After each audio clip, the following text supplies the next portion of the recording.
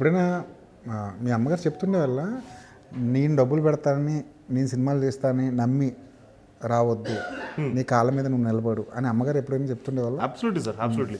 నేను ముందు యాక్చువల్గా అయితే చాలా ప్రయత్నాలు కూడా చేశాను. అంటే లైక్ చిన్న చిన్న రోల్స్ చేశాను. ఒక సినిమాలో ఒక ఫ్రెండ్ క్యారెక్టర్ చేశాను. ఎప్పుడు ఇది ఆల్మోస్ట్ 2014-13 టైమ్స్. మేము రికగ్నైజ్ కూడా చేయలేదేమో ఇవి. రికగ్నైజ్ కూడా చేయలేదు. నా సంతోషం రికగ్నైజ్ కాలేదు అనేది.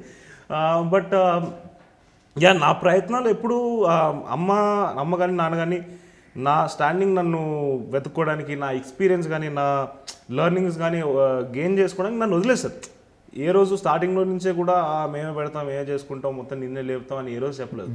You have to go in to the ground, you have to go to the grass root level అని అక్కడ రియాలిటీని తెలుసుకొని నువ్వు రావాలి అనే కాన్సెప్ట్లోనే ఉన్నారు. ఎందుకంటే వాళ్ళకు కూడా వాళ్ళు ఇక్కడ వరకు రీచ్ అయినందుకు ఒక ఎక్స్పీరియన్స్ కదా సార్ యాడ్ చేస్తుంది. వారు whoever they are today, their struggles కానీ, దేర్ ఎక్స్పీరియన్సెస్ కానీ, వీటన్నిటినీ వాళ్ళు ఎదుర్కొని దాన్ని గ్రాస్ప్ చేసుకొని దాని త్రూ నేర్చుకొని ఇక్కడ వరకు వచ్చి they are who they are today.